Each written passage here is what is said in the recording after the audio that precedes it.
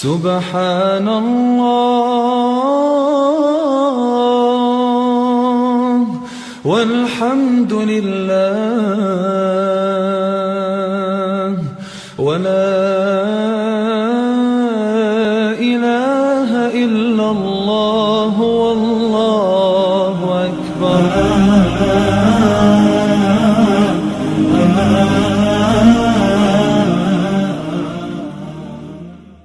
ولا حول ولا قوة إلا بالله العلي العظيم.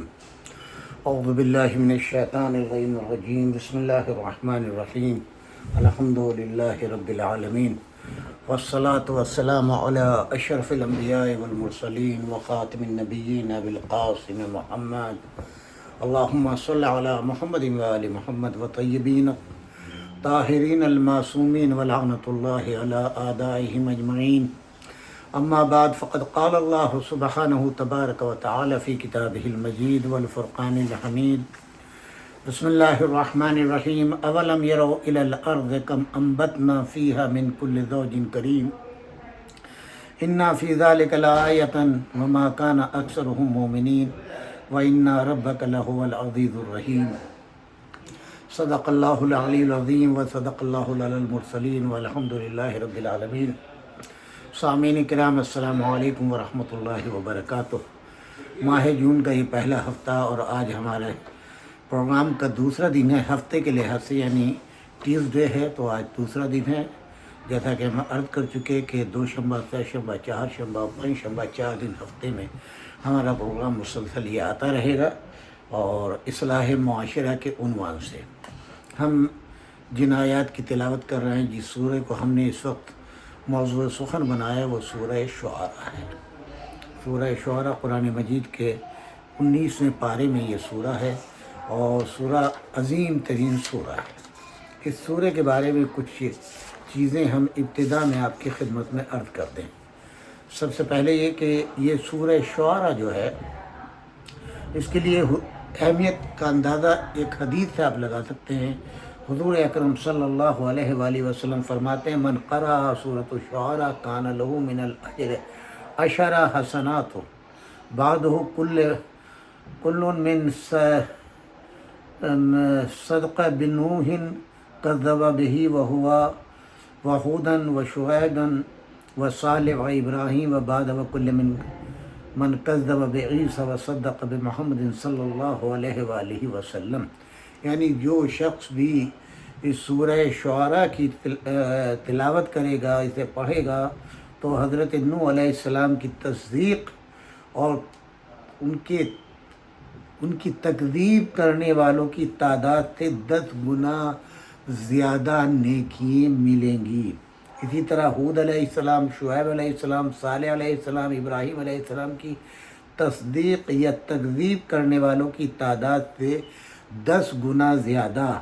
گویا ان انبیاء کی ان کے زمانے میں جتنے لوگوں نے تصدیق کی، ان کی رسالت کی، ان کی نبوت کی، اور جتنے لوگوں نے تکذیب کی یعنی جھٹلایا ان نبیوں کو، ان سب کی تعداد سے 10 گنا زیادہ اجر و ثواب ملتا ہے اس سورے کی تلاوت کرنے سے. 10 گنا نیکیاں ان کو ملیں گی. اور جتنی تعداد نے عیسیٰ علیہ السلام کی تکذیب اور محمد مصطفیٰ صلی اللہ علیہ وآلہ وسلم کی تصدیق کی کے برابر ان کو نیکیاں ملیں گی. تفسیر مجموع البیان سورہ شعراء کے آغازی میں یہ ہے. یہ ہم آپ کی خدمت میں عرض کرتے چلیں کہ مفسرین کے درمیان یہ مشہور ہے کہ سورہ شعراء کی آخری 4 آیات کے علاوہ باقی تمام صورت مکے میں نازل ہوئی. اس کی کل آیتیں 227 آیتیں اس پورے سورے کے اندر ہے. اور اس سورے کے اندر جو ہے وہ اصول، عقائد، توحید، معاد اور انبیاء خدا کی دعوت اور قرآن کی اہمیت پر زور دیا گیا ہے. سورہ شعراء کی تمام گفتگو بھی انہی مسائل پر مشتمل ہے. اس سورے کی تمام مباحث کو چند حصوں میں تقسیم کیا گیا ہے. جو پہلا حصہ ہے وہ حروف مقطعات ہیں، یعنی پہلی آیت جو ہے اس کے بعد جو ہے اس میں قرآن کی عظمت کا بیان ہوتا ہے، پھر مشرکین کے سامنے حضرت صلی اللہ علیہ وآلہ وسلم کی استقامت کی بنا پر آپ کو تسلی دی جا رہی ہے۔ اس کے بعد توحید کی کچھ نشانیاں اور خدا کی کچھ صفات کے بارے میں گفتگو ہے۔ دوسرے حصے میں 7 انبیاء جن کے اسماء مبارکہ کی میں ابھی حدیث میں بھی تلاوت کر چکا اور اس سے قبل کے پروگراموں میں بتلا چکا ہوں، تو ان کی حالات اور ان کے چیدہ واقعات، اپنی قوم کے ساتھ ان کی نبرد آزمائی، مشرک لوگوں کی کج بحثی اور انبیاء علیہ السلام کے مقابلے میں ان کی بے تکی باتوں کا تذکرہ شامل ہے، جن میں سے کچھ کا تذکرہ زیادہ تفصیل کے ساتھ ہے، جیسے حضرت موسیٰ علیہ السلام کی داستان ہے۔ کچھ کا تذکرہ نہایت مختصر ہے، جیسے حضرت ابراہیم، حضرت ہود، حضرت نوح، حضرت صالح، حضرت لوط علیہ السلام اور حضرت شعیب علیہ السلام۔ اس حصے میں خاص طور پر مشرکین کی کمزور اور تعصب آمیز منطق کی طرف اشارہ کیا گیا ہے، جس کا سلسلہ ہر نبی کے دور میں چلتا رہا ہے، جس کا زیادہ تر حصہ حضرت رسالت مآب صلی اللہ علیہ وآلہ وسلم کے دور میں مشرکین کی منطق سے ملتا جلتا ہے، جو در حقیقت ابتدائی دور کے تھوڑے سے مسلمانوں کے لیے باعث تسلی ہے کہ انہیں معلوم ہونا چاہیے کہ تاریخ اس قسم کے افراد اور اس طرح کی منطق سے بھری پڑی ہے، لہذا وہ اپنے عزائم میں کمزوری کو ہرگز پیدا نہ ہونے دیں۔ مذکورہ اقوام پر نازل ہونے والے عذاب کو زور دے کر بیان کیا گیا ہے، اور ان پر جو وحشت ناک بلائیں نازل ہوئی ہیں ان کو بھی خصوصی طور پر ذکر کیا گیا ہے، جو اس دور کے دشمنان رسول کے لیے ایک مؤثر تنبیہ ہے۔ تیسرے حصے میں گزشتہ دونوں حصوں میں بیان شدہ مطالب کے نتیجے کے طور پر ذکر کیا گیا ہے،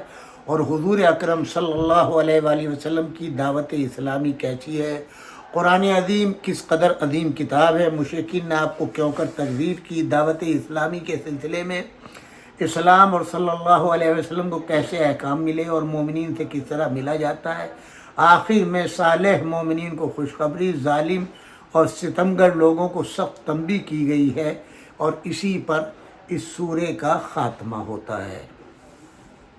یہ میں نے ابتدائی طور کے اوپر آپ کو اس سورہ مبارکہ کی خصوصیات سے آشنا کرانے کی کوشش کی ہے۔ آج جن آیات کا میں نے تلاوت کا شرف حاصل کیا، یہ 7ویں اور 8ویں اور 9ویں سورے کی آیت ہے۔ اَوَلَمْ يَرَوْا إِلَى الْأَرْضِ كَمْ أَنبَتْنَا فِيهَا مِنْ كُلِّ زَوْجٍ كَرِيمٍ، آیا انہوں نے زمین کی طرف نہیں دیکھا کہ ہم نے کتنی کثیر مقدار میں مختلف قسم کی نباتات پیدا کی ہیں۔ اِنَّا فِي ذَلِكَ لَآیَةً وَمَا كَانَ أَكْثَرُهُم مُؤْمِنِينَ، اس بات میں خدا کے وجود پر کیا روشن نشانی نہیں ہے، لیکن ان میں سے اکثر لوگ ہرگز مومن نہیں ہیں یا ایمان نہیں لائیں گے۔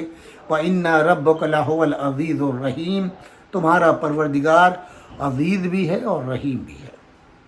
سامعین کرام، ان آیات کو میں نے آپ کی خدمت میں آیات بھی پیش کر دی ہیں اور ترجمہ بھی پیش کر دیا ہے۔ یعنی یہاں بتانا مقصود یہ ہے کہ نبی اکرم صلی اللہ علیہ وآلہ وسلم جس مالک حقیقی، جس خالق کائنات کے رسول بن کے، نبی بن کر کے اور اس کا پیغام لے کر کے آئے تھے، اس کی کتاب لے کر کے آئے تھے، مختلف انداز سے اللہ کی وحدانیت کو ثابت کرنا، اللہ کی قوت، اللہ کی طاقت، اللہ کا اقتدار لوگوں کو بتانا۔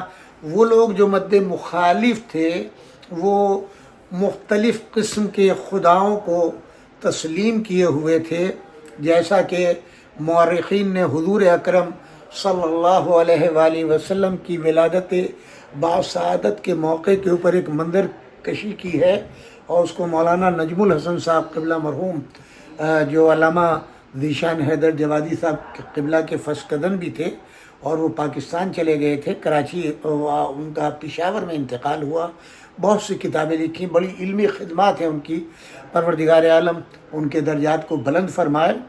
اور انہوں نے ایک کتاب جو ہے 14 ستارے لکھی ہے، اس میں حضور کے واقعات ولادت سے متعلق لکھے ہیں، اس میں ایک نتیجہ لکھا ہے کہ جب حضور اکرم صلی اللہ علیہ وآلہ وسلم کی ولادت کا وقت نزدیک آیا، گویا کہ اب دنیا میں آپ جو ہے وہ اپنا قدم رکھنے والے ہیں، تو جتنے مصنوعی خدا تھے، خالی بتی نہیں، یعنی ایران کے اندر اس وقت جو ہے وہ آپ کے دریائے ساوا ایک مشہور دریا تھا اور اس کی پرستش کی جاتی تھی، وہ حضور کی ولادت کے وقت قطعی طور کے اوپر خاموش ہو گیا، خشک ہو گیا، جیسے یہاں پر کبھی پانی نہیں بہا۔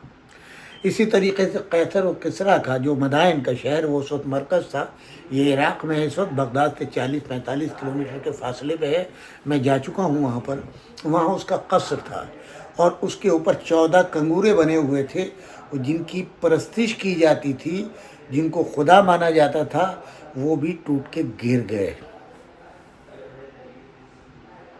اور اس کے علاوہ اور بہت سی نشانیاں اس طرح کی جو مصنوعی جتنے بھی خداؤں کی پرستشیں ہوتی تھی، ان سب کا چراغ خدائی جو ہے وہ گل ہو گیا، اور اس سے بہت سو کو ظاہر مایوسی ہوئی، اور چونکہ نجومیوں کا دور تھا تو ہر طرف ہر ملک کے اندر یہ ایک افراتفری پھیل گئی کہ یہ کیا ہوا۔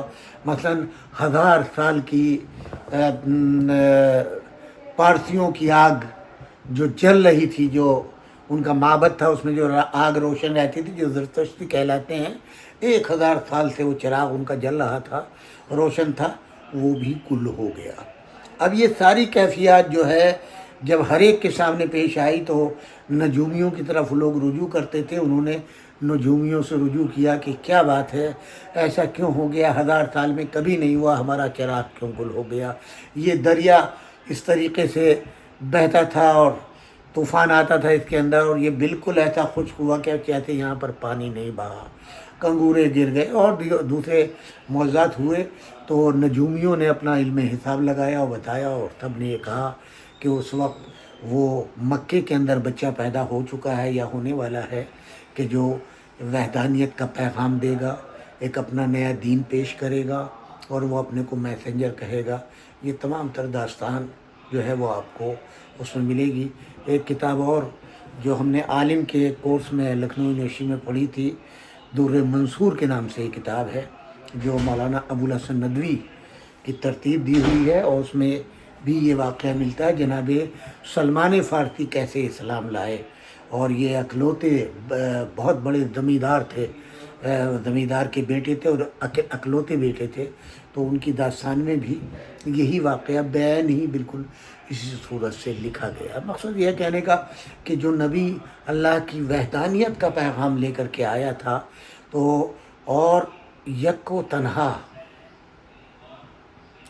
وہ انشاءاللہ کسی موقع پر ہم اپنے پروگراموں میں تاریخی شواہد بھی پیش کریں گے، کس صورت سے ایسے ایسے منصوبے بنے، یعنی جنہوں نے یہ کہا کہ وہ ابھی پیدا نہیں ہوئے ہیں، تو کوشش یہ کی گئی کہ ان کو شکم مادر میں جو ہے وہ ختم کر دیا جائے، اور اگر پیدا ہو گئے تو ابھی ابتدائی منزل ہے، کسی نہ کسی صورت سے اس کو واقعات کو انشاءاللہ ہم آپ کی خدمات میں پیش کریں گے۔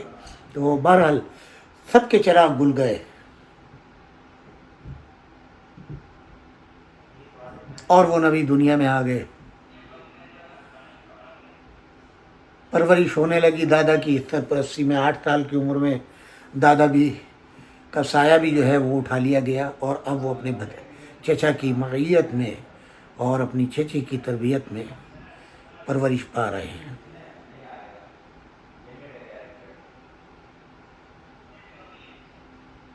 اور اس گھر میں رہ کر کے نبوت تو 40 سال کی عمر ہونے کے بعد اعلان کیا نا۔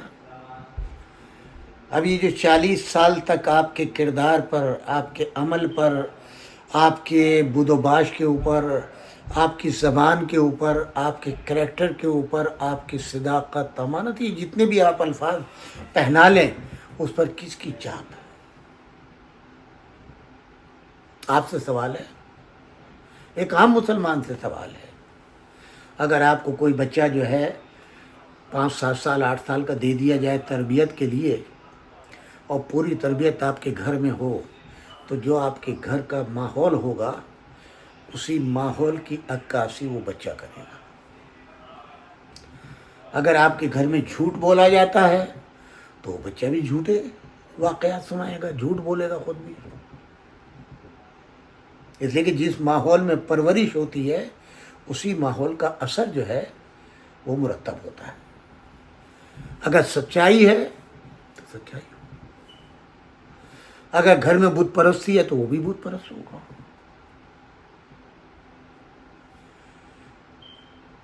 جیسی گفتگو آپ گھر میں کریں گے اس کا اثر اس کے اوپر پڑے گا۔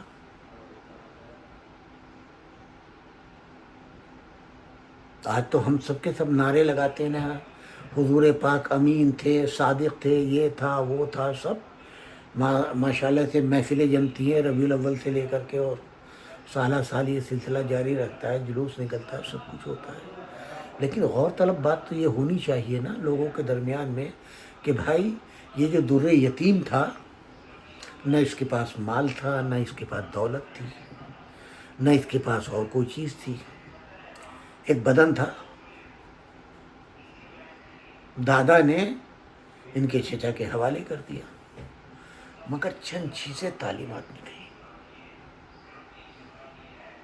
بیٹا یہ در یتیم تمہارے بھائی کا بیٹا ہے، بڑی عظمتوں کا حامل ہے، یہ ابھی بچہ ہے، بڑی عظمتوں کا حامل ہے، اس کی حفاظت کرنا تمہارا فرض ہے، اس کی تربیت کرنا تمہارا فرض ہے، اس کو اس کے مقصد میں کامیاب کرانا تمہارا فرض ہے، اور جتنا تم اس کے لیے کام کرو گے اتنا ہی تمہارا نام روشن ہوگا، اس کا نام آسمان میں سورج کی طرح سے دنیا میں جو ہے چمکے گا۔ یہ امانت تمہارے حوالے کر رہا ہوں۔ اور باپ کی تمام تر وصیت کو بیٹے نے سنا، اور بیٹے کی اس وصیت کے اوپر، باپ کی وصیت پر بیٹے نے مکمل من و ان عمل کیا۔ اگر جان کو خطرہ ہوا، تمام چیزیں خطرات سے، ہر چیز سے آگاہ جناب عبد المطلب نے حضرت ابو طالب کو کر دیا تھا۔ ان تاریخوں کا پڑھنا ہر مسلمان کے لیے واجب و لازم ہے اور ضروری ہے۔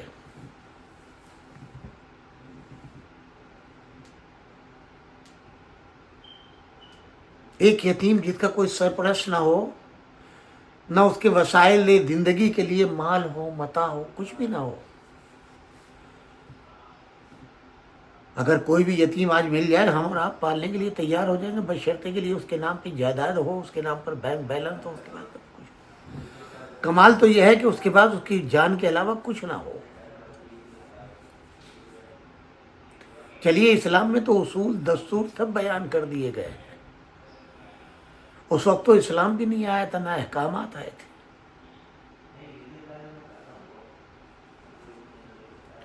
نہ اس وقت یہ بتایا گیا تھا کہ تم یہ کام کرو گے تو جنت ملے گی۔ چلیے مطلب کوئی بھی لالچ والی چیز تو بیان نہیں کی گئی۔ اور اب جب اس بچے کو دونوں میاں بیوی یعنی جناب ابو طالب علیہ السلام اور جناب فاطمہ بنت اسد نے اپنے سینے سے لگا لیا، تو آپ پوری زندگی میں کوئی ایک لمحہ ایسا نہیں دکھا سکتے کہ ان دونوں نے ان کی طرف سے کوئی غفلت برتی۔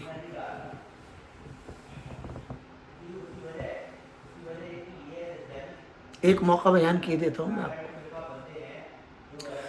حضور اکرم صلی اللہ علیہ وآلہ وسلم عبادت کرنے کے لیے بچپن ہی سے غار حرا تشریف لے جاتے تھے۔ ایک روز چلے گئے اور پتہ نہیں چلا، پورا دن گزر گیا، رات گزر گئی، بھتیجا نہیں ملا۔ آپ نے سارے بنی ہاشم کے جوانوں کو جمع کیا حضرت ابو طالب نے، اور جتنے وہ جو اشراف کہلاتے تھے مکے کے بڑے بڑے سپہ سالار، وہ سب خانہ کعبہ کے پاس بیٹھے ہوئے ہیں۔ جناب ابو طالب کو یقین ہو گیا کہ ان لوگوں نے غائب کیا ہے میرے محمد کو۔ آپ نے بنی ہاشم کے ایک ایک جوان کو تلوار دے کر کے ایک ایک کی پشت پر کھڑا کر دیا، کہا جب میں اشارہ کروں اگر میرا محمد نہیں ملا تو ان سب کی ایک ایک کی گردن اڑا دینا۔ تلاش شروع کی۔ اتفاق سے حضور مل گئے جناب ابو طالب کو۔ فرزند کہاں گئے تھے؟ امو میں عبادت کرنے گیا ہوا تھا باغ کوہ ہرا کے اوپر۔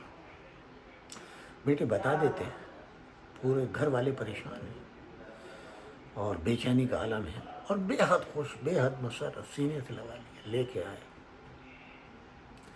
اور ان سب کے سامنے کہا ذرا پشت پہ دیکھو، ایک ایک کے پاس تلوار، اگر آج میرا محمد نہ ملتا تو تم سب کو کی گردنوں کو تمہارے بدن سے جدا کر دیتا۔ یہ روب، دبدبا، قوت و طاقت کا عالم تھا ابو طالب کی، اکیلے یک کو تنہا، اور پورے مکے کے سربراہ جو 40 سال جنگیں کرنے کے عادی تھے، وہ بھی کمزور طاقت والے تھوڑا ہی تھے، مگر سب کو ایک ایسا پیغام دیا کہ ہر ایک کا دل جو ہے وہ سینے کے اندر بیٹھ گیا، ایک ہیبت بیٹھ گئی ابو طالب کی کہ اگر محمد صلی اللہ علیہ وسلم کے خلاف کچھ کیا تو ہماری جانیں جو ہیں ہمارے سر تن پہ نہیں رہیں گے۔ ایسا روب، ایسا دبدبا بٹھا دیا ہے۔ اور پھر وہی ہوا کہ ادھر حضرت ابو طالب کا انتقال ہوا، ادھر اللہ نے پیغام دیا میرے نبی اب یہ جگہ رہنے کے قابل نہیں ہے۔ کیوں؟ اس لیے کہ جو ہم نے امین بنایا تھا، جس کے حوالے تمہیں کیا تھا، جو تمہارے پشت پناہ تھا، اب وہ نہیں ہے۔ جس کے روب و دبدبے سے یہ مکے والے جو تھے خاموش رہتے تھے، اب یہ جاگ جائیں گے، لہذا اس کو ترک کر دو۔ 13 سال تک جن مشرکین کو ہمت نہیں ہوئی، ابو طالب کے انتقال کے بعد اللہ نے وہی کی میرے نبی اس مکے کو چھوڑ جاؤ۔ ان کی ان خدمات کو مسلمان فراموش کر دے گا، انکار کر دے گا؟ ارے آج تم مسلمان ہو تو یہ صدقہ ہے ابو طالب کا اور آل ابو طالب علیہ السلام کا۔ ان بدبختوں کو سوچنا چاہیے جو دریدہ ذہن اور زبان دراز لوگ حضرت ابو طالب کے اوپر حرف اٹھاتے ہیں۔ قربانی کس نے دی؟ ابو طالب کے بیٹوں نے یا ابو طالب کے پوتوں نے؟ کربلا میں تو پوری نسل ابو طالب کی کٹی ہے۔ یہ جتنے اجل اصحاب آج دیکھیں تحفظ ناموس صحابہ کی جو ہے وہ ہمارے لکھنؤ میں بھی اور مختلف شہروں میں، پاکستان میں تو غضب ہی ہو گیا ہے۔ بہرحال یہ تنظیمیں بنی ہوئی ہیں، ان اجل اصحاب کی اولادیں کہاں تھیں؟ مال اسلام نے بانٹا تو سبھی تھے موجود، خون اسلام نے مانگا تو 72 نکلے۔ حضرت ابو طالب کے 3 بیٹے ہیں، جناب جعفر طیار، جناب عقیل اور امام علی۔ امام علی کے فرزند امام حسین علیہ السلام، امام حسن، خود امام حسین شہید ہوئے، دونوں بھائیوں کی اولادیں، جناب جعفر کے پوتے، جناب عبداللہ بیمار تھے اس لیے جا کے ان کے پوتے جناب اونا محمد شہید ہوئے، امام حسن کے جناب قاسم اور دوسرے بیٹے، حضرت علی کے امام حسین علیہ السلام اور جناب ابو الفضل العباس کے 4 بھائی، پھر ان کی اولادیں، یعنی جناب عباس کے فرزند بھی تو شہید ہوئے، جناب زینب کی اولادیں، جناب مسلم کے بچے، خود جناب مسلم، یہ سب کون تھے؟ کسی ایک اجل اصحاب جن کے آپ قصیدے پڑھتے ہیں، آپ کی زبانیں نہیں تھکتی، قصیدے پڑھتے ہوئے ان میں سے کسی ایک کی اولاد کو بتا دیں جس نے یزید کی بیعت نہ کی ہو، یزید کو خلیفہ بننے میں مدد نہ کی ہو۔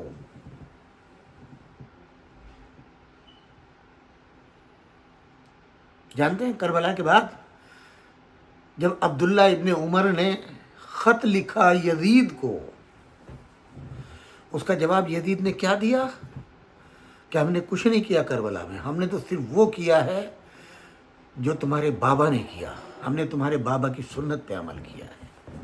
یعنی وہ اشارہ تھا جناب فاطمہ زہرا سلام اللہ علیہ کے گھر کو آگ لگانا، جناب سیدہ سلام اللہ علیہ کے پہلو پر دروازہ گرانا، جناب محسن کی شہادت۔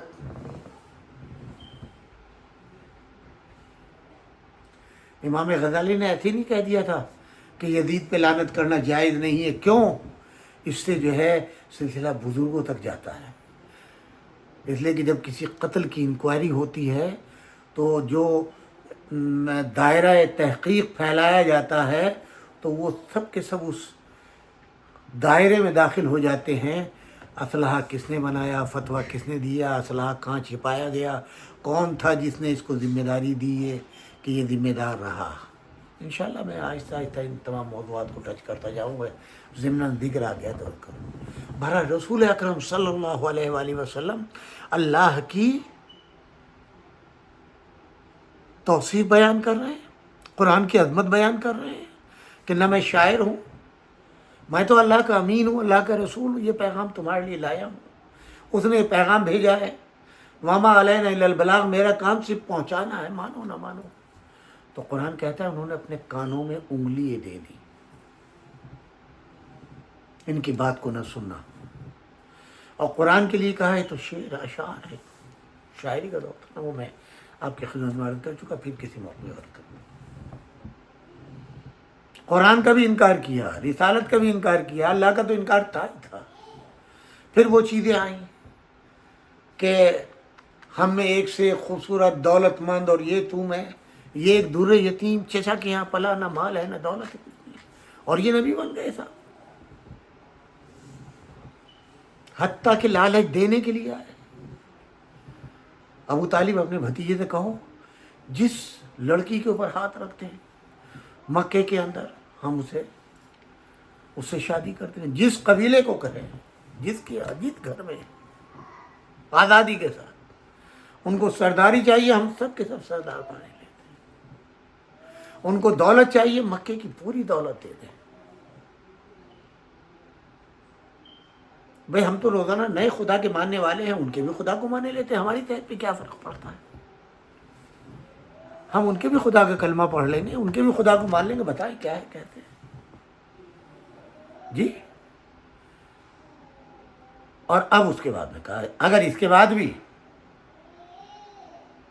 وہ تیار نہیں ہوتے تو قتل کر دیں گے، آخری منزل تو قتل ہے۔ اب چچا بیٹھے ہوئے ہیں، حضور تشریف لائے، امو کیا بات ہے مایوس ہیں؟ ہاں بیٹا آج سربراہان مکہ آئے تھی میرے پاس، اور انہوں نے ایسے ایسے کہا ہے اگر آپ کو شادی کرنا ہے جس خاندان میں جس لڑکی سے، اس کے لیے بھی تیار ہیں، سرداری چاہیے اس کے لیے بھی تیار ہے، مال چاہیے اس کے لیے، جو چاہیے، بادشاہ بننا چاہتے ہیں اس کے لیے بھی تیار ہے۔ اب آپ کا کیا جواب تھا؟ اگر ان میں اتنی قوت و طاقت آ جائے کہ ایک ہاتھ پہ سورج لا کے رکھ دیں اور ایک ہاتھ پر چاند لا کے رکھ دیں تو کلمہ حق سے باز نہیں ہوگا۔ میرا آخری جملہ، بیٹا اگر نہیں مانو گے تو انہوں نے یہ کہا کہ ان کے خداؤں کو، اپنے خدا کو بتا دیں، جہاں اتنے خداؤں کی پرستش کرتے ہیں 365 کے آپ تو نہیں، پہلے لا الہ، ان سارے خداؤں کا انکار، الا اللہ کہنے کو تیار تھے، ان کو جو چڑ تھی وہ لا الہ سے تھی، یہ نہیں ہونا چاہیے۔ آج مسلمانوں کو بھی تو اسی سے چڑ ہے نا، وَخَلِيفَتُهُ بِلَا فَصْلٍ، علی ولی اللہ سے انکار نہیں ہے ان کو، وَخَلِيفَتُهُ بِلَا فَصْلٍ سے ہے ان کا نہیں۔ اسلام قبول نہیں ہے جب تک لا الہ نہیں، پہلے ان سارے خداؤں کا انکار کرو تو میرے خدا کا اقرار ہوگا۔ کہا مار دیں گے، کہا جس نے رسول بنایا ہے، امین بنایا ہے، موت و حیات تو اس کے اختیار میں ڈرنے والا نہیں، میں ڈرنے والا نہیں ہوں، پورا مکہ مخالف ہو جائے مجھے پرواہ نہیں ہے۔ اس نے ضمانت دی ہے، جس کے دین کے لیے یہ ہر نبی کے لیے ہوا، ہر نبی کے لیے یہ پیغام آیا، انہیں قتل کر دو، انہیں یہ کر دو، انہیں یہ کر دو، انہیں یہ کر دیا۔ اگر تمہارے اختیار میں موت ہے، حضرت ابراہیم علیہ السلام کا اور نمرود کا جو ہے وہ مکالمہ پڑھ لیے، اگر تم قادر ہو تو کر کے دکھاؤ۔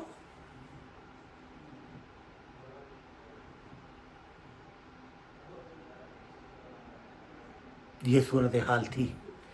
ہمارے نبی نے ہر طرح کا خوف نکال دیا۔ 13 سال میں 313 مسلمان بنے۔ سب سے پہلے اسلام کے شہید جو اللہ کے نام پر شہید ہوئے وہ جناب عمار یاسر کی مادر گرامی، ان کے پدر بزرگوار تھے۔ وہ ایک مووی بنی ہے لیبیا میں، میسج آف اسلام کے نام، اب تو جو ہے اس میں بہت سی چیزیں کاٹ دی گئی ہیں، اس کو دیکھیے کس طریقے سے ان کو شہید کیا گیا۔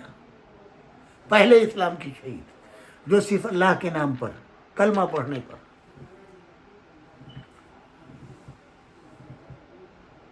اور اب جتنے ہوئے ہیں 313، ایک سے بڑھ کر ایک، ایک سے بڑھ کر ایک۔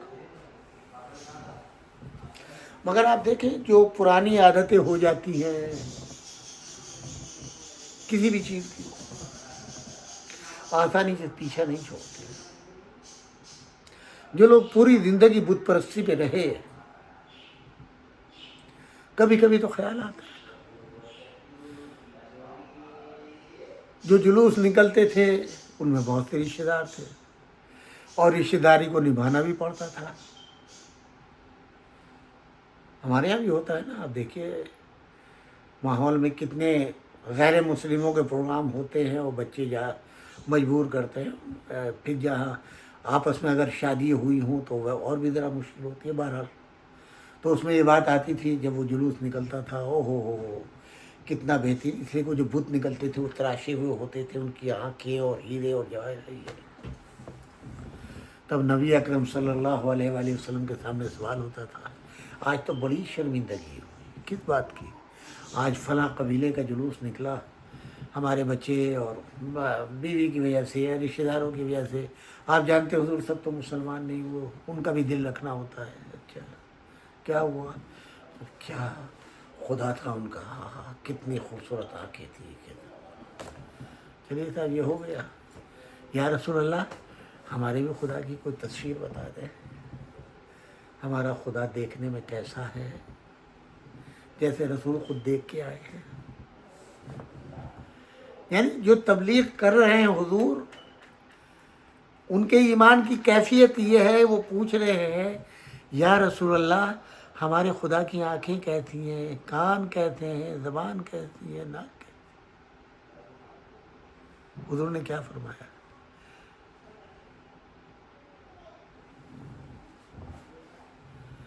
جسم و جسمانیات سے اللہ مبرہ ہے، اللہ کو جسم میں قید نہیں کیا جا سکتا۔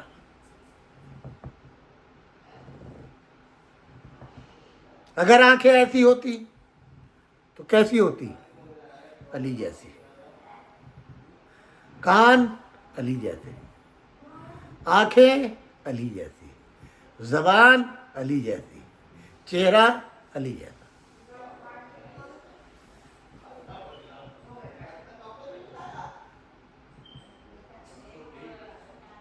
ایک ایک بدن کا حصہ، ہاتھ ید اللہ۔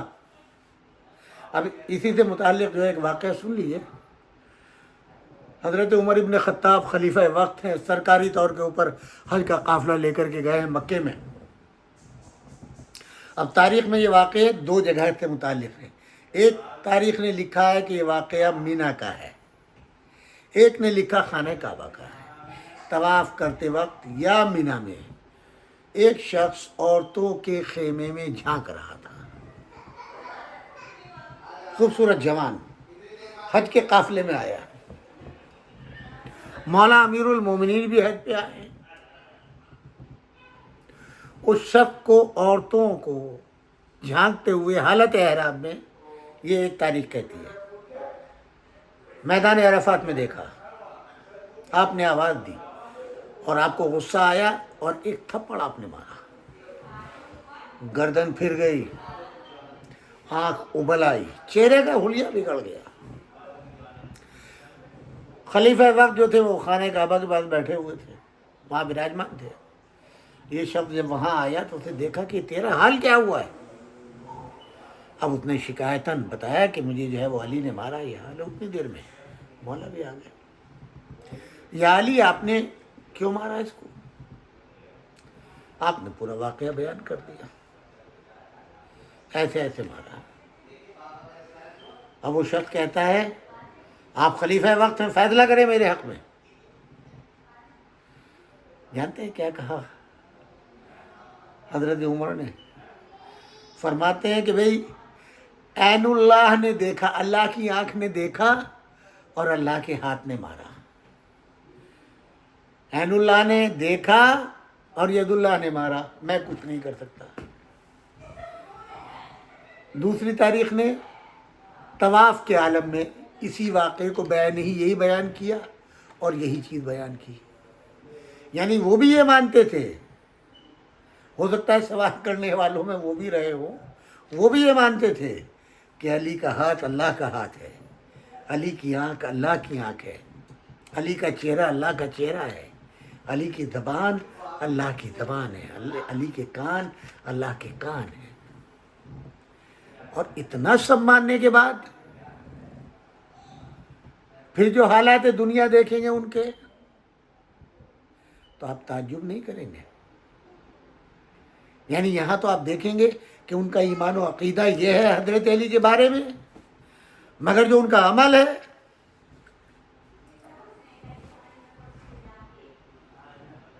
آج کتنے لوگ ہیں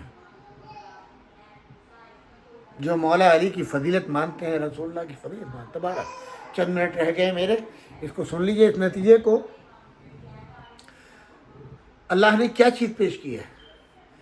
یعنی نبی جو ہے وہ یہ فرما رہے ہیں کہ یہ زمین جس میں تم کاشت کرتے ہو، جس میں کھیتی اگاتے ہو، مختلف انواع و اقسام کے فروٹ پیدا ہوتے ہیں، یہ سب کہاں سے آئے؟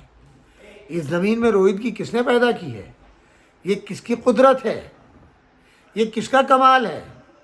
تم نے تو زمین میں پانی دے دیا، ہل چلا دیا، ٹریکٹر یا جو بھی اس زمانے میں رہا ہو، مگر اس زمین میں رویدگی، ان پودوں کو کس نے اگایا؟ ان درختوں کو کس نے اگایا؟ پھلوں کی منزل تک کس نے پہنچایا؟ سورج کی روشنی کس نے ڈالی؟ چاند کی ضیاء کس نے ڈالی؟ یہ ہوائیں کس نے چلائی جس کے سبب تم یہ رزق پاتے ہو؟ یہ تمام کی تمام مثالیں، اور پھر جوڑے کے ساتھ، زوج کے ساتھ، ان نباتات کو، ان میں بھی جو ہے جوڑے، انشاءاللہ اس کی تفصیل کل میں کسی حد تک عرض کروں گا آپ کی خدمت میں۔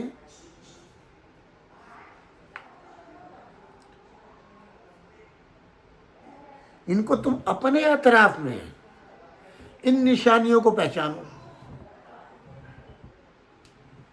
یہ زمین میں جو درخت اگے ہوئے ہیں وہ پھل دے رہے ہیں، یہ تمہارے کام ان بتوں نے کیا ہے؟ یہ کر سکتے ہیں تو کر کے دکھاؤ۔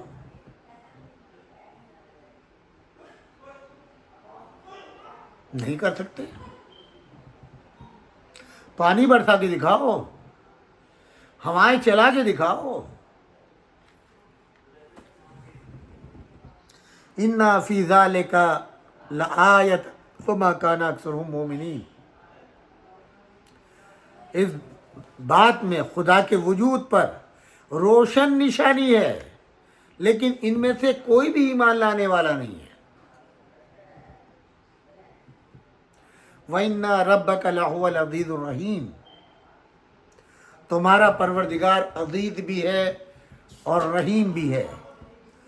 یہاں پر یعنی ایک تو یہ کہ وہ رحم کرتا ہے ہر ایک برے کے، عزیز صرف لفظ عزیز کے اوپر ختم کر رہا ہوں۔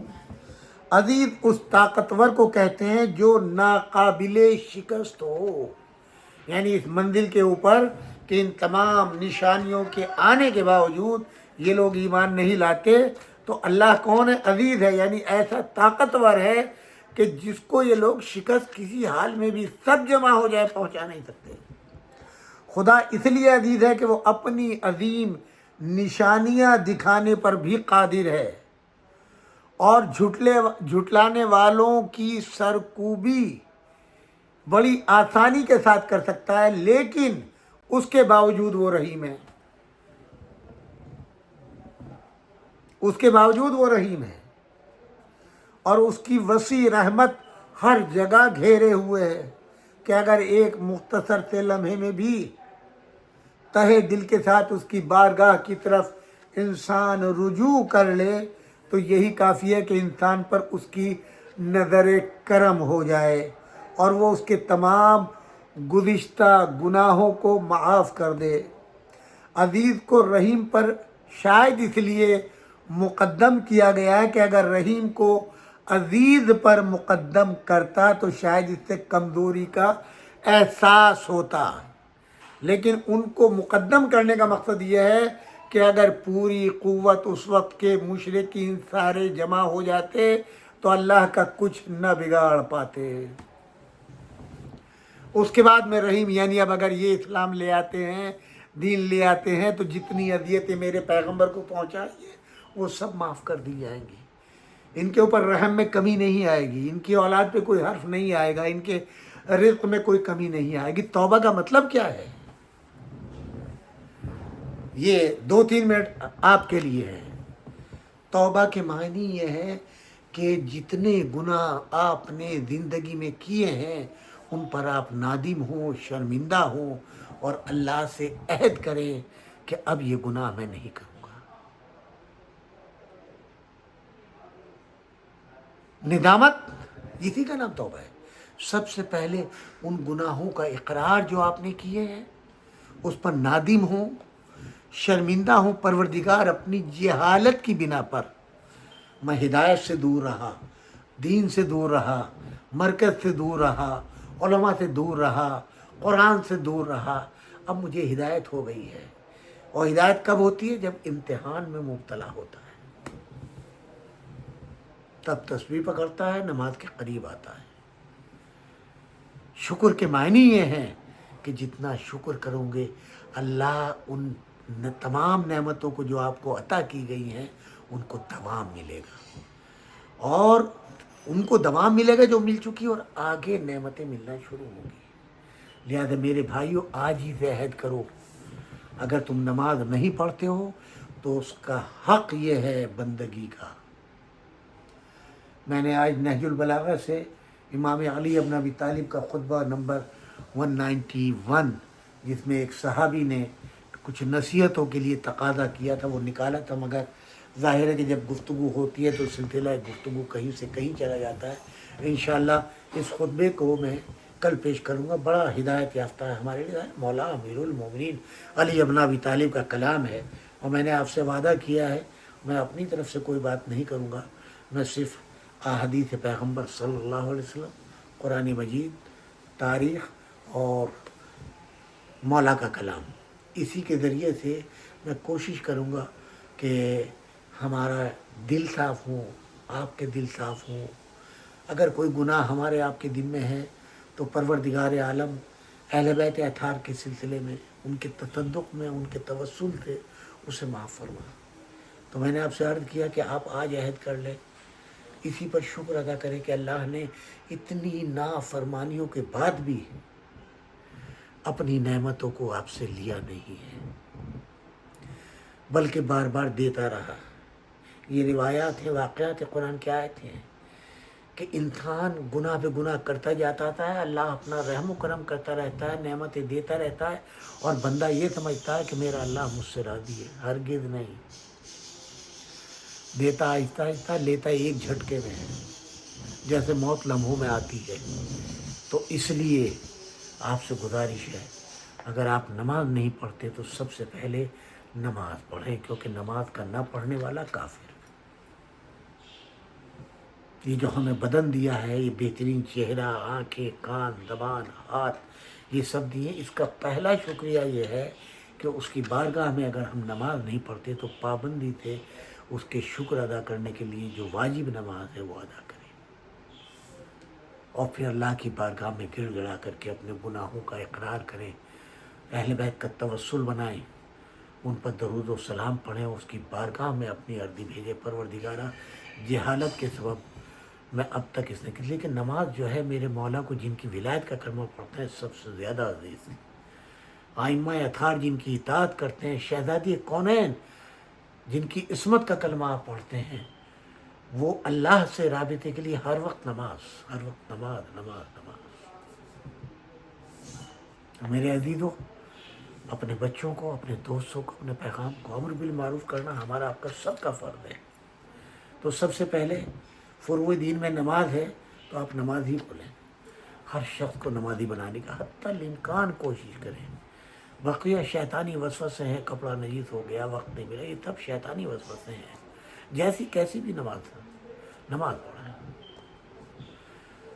اگر آپ کو نہیں آتی ہے تو جیسی ہے تو انٹرنیٹ کے اوپر گوگل پہ جائے تو آپ کو جو ہے وہ پوری نماز پڑھتے ہوئے مل جائیں گے، دیکھیں، اور وہ ہمیں بھی فون کر سکتے ہیں، ہم بھی آپ کی ہدایت کریں گے۔ اور دوست احباب، کوئی عالم قریب میں ہو، کوئی بزرگ ہو، کہیں سے بھی، مگر سب سے پہلے آپ نماز پڑھنا شروع کریں۔ یہ پہلا رابطہ ہوگا اللہ سے آپ کا، نماز کا۔ شرم و حیا کچھ نہیں، بالکل آپ نماز پڑھیں، اس کو صحیح کیسے ہے کیا ہے بعد میں کیجیے گا، جیسی آتی ہے ویسی پڑھنا شروع کریں اور وہی قبول ہوگی۔ شرم و حیا ختم کریں، اس طرف بعد میں جائیے کہ مجھے تو آتی نہیں ہے، ارے بھائی جب کرو گے تو آئے گی نا، پہلے آپ اسی پہ جائیں، آ گئی آپ کو، جیسے بھی کسی کو آپ نے پڑھتے ہوئے دیکھا ویسے پڑھ لیجیے آپ، اس طرف بعد میں جائیے گا صحیح نماز کیسے ہو، یہ موضوع بعد میں آئے گا، ہم بھی بیان کریں گے، مگر سب سے پہلے آپ نماز کے عادی ہوں۔ صبح کی 2 رکعت، ظہر کی 4 رکعت، عصر کی 4 رکعت، مغرب کی 3 رکعت، عشاء کی 4 رکعت، یہ 17 رکعت نماز روزانہ کی آپ اس کو شروع کریں۔ آج سے ہی میرا پیغام ہے، گو کہ اس وقت نماز کا وقت ختم ہو گیا ہے ہمارے نیو یارک ایریے کے اندر، مگر جہاں پر بھی یہ پیغام مل رہا ہے، اللہ کو حاضر و ناظر جان کر کے آپ یہ عہد کریں کہ آج سے میں نماز پڑھوں گا، اور پھر اس کے فائدے آپ خود دیکھیے گا۔ حدیث وغیرہ میں بعد میں بیان کروں گا، آپ کا اللہ آپ سے کیسے راضی ہوتا ہے، آپ کا اور اللہ کا معاملہ ہے۔ بس انہی چند کلمات کے ساتھ دعا گو ہوں اللہ بحق اہل بیت اطہار علیہ السلام آپ سب کو سلامت رکھے، آپ کے رزق میں خیر و برکت دے، آپ کو کوئی غم نہ دے سوائے غم کربلا کے، آپ کے بچوں کو دولت علم و ایمان سے مالا مال فرمائے، آپ کے مرحومین کی مغفرت فرمائے، میرے حق میں بھی دعا فرمائے، پروردگار آپ سب کی توفیقات میں گناہ کو اضافہ فرمائے، حج کی توفیق عطا فرمائے، کربلا کی زیارت نصیب فرمائے، کوئی غم آپ کو نہ دے سوائے غم کربلا کے، حضرت حجت علیہ السلام کے ظہور میں تعجیل فرما، بحق محمد و آل محمد، ان کے اعوان و انصار میں ہم سب کا شمار فرما۔ ربنا تقبل منا انک انت السمیع العلیم۔ ایک مرتبہ سورہ فاتحہ، 3 مرتبہ سورہ توحید کی تلاوت فرما کر میرے مرحومین، آپ سب کے مرحومین، مولانا سید تلمود الحسنین رضوی صاحب قبلہ جو ہمارے بزرگ عالم، بزرگ دوست سے، اور ہمارے باقر بھائی جو اہل بیت اطہار علیہ السلام کے بڑے بہترین شاعر تھے، اس کے علاوہ آپ سب کے مرحومین اور جتنے مومن و مومنات انتقال کر گئے، جو ہمارے سامعین کرام، ان کے عزیز و اقارب، ان سب کے ارواح کے لیے سورۃ الفاتحہ۔ ربنا تقبل منا انک انت السمیع العلیم، والسلام علیکم جمیعا ورحمۃ اللہ وبرکاتہ۔